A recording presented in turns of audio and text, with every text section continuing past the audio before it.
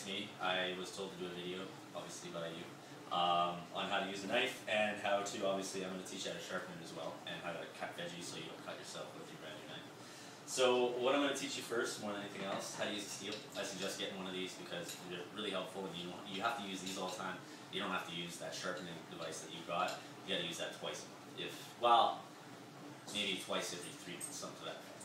So basically what I'm going to teach you is, with the wusthof, all you do is, and always make sure to have the same steel as you do wusthof or whatever knife you may have, because the steel is meant for the steel of the knife. Because the wusthof is a very soft steel, you need a soft steel for it. So I'm going to show you the safest way to use the steel. That basically, the way that I was originally taught to do it was like this, and to go like this. Now I don't suggest that because it's super unsafe. So what I'm going to teach you is the safest way to do it.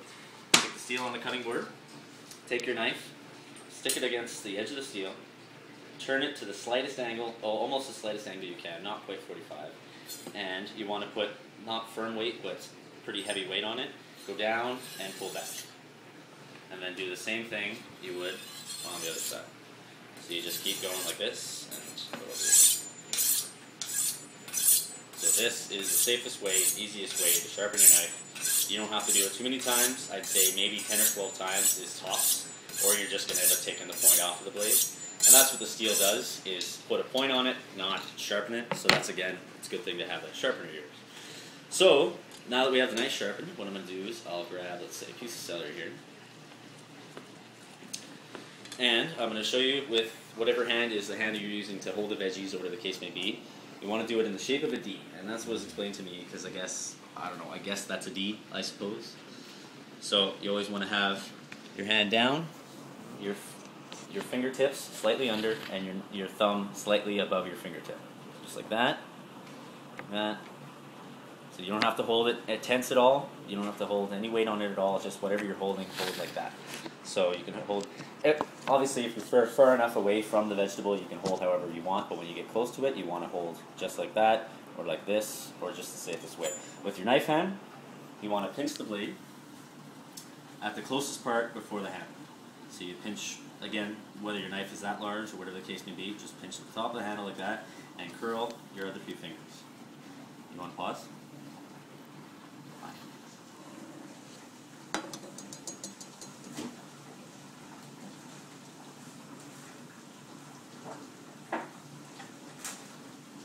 Pause it? No, I can't.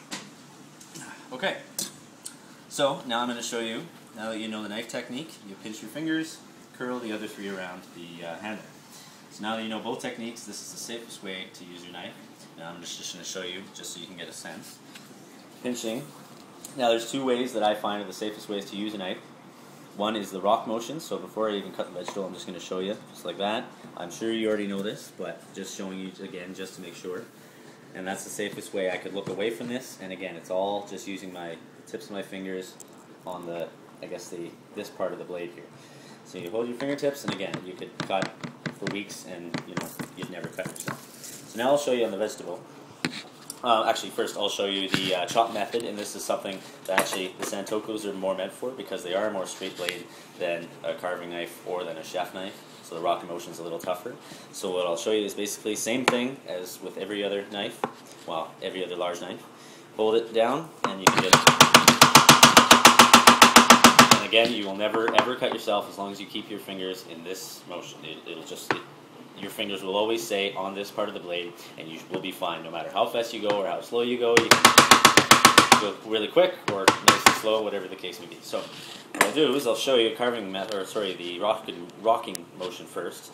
And if you're using celery, whatever the case may be, all you do is just rock through it, and again, move your fingers along far enough away, but you can keep as close as you want. And I'm not even looking at the knife right now. So that just again tells you how safe it is. So that's that. And now I'll show you the chop motion. Well, actually, I'll show you with this knife. It's sharp.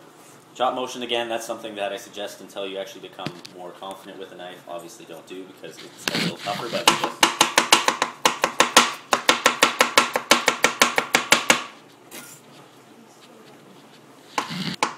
and again, just all you're doing, very similar to what you were doing before, so just up and down as opposed to rocking it.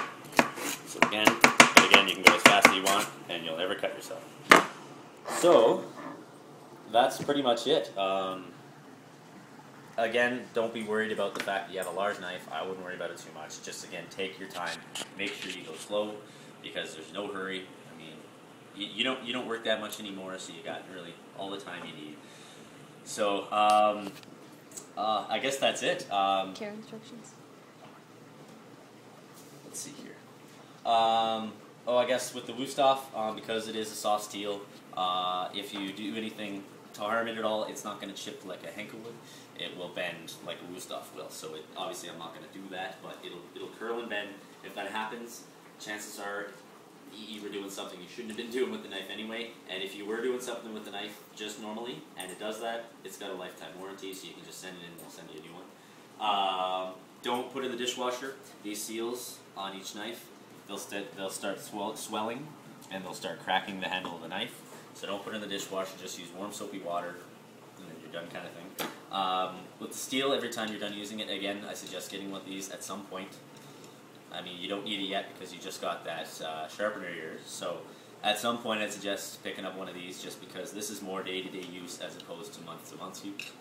And that's it. So I guess, like I said, if you have any more questions, I mean, you know me, you know my phone number, so give me a call. I love you.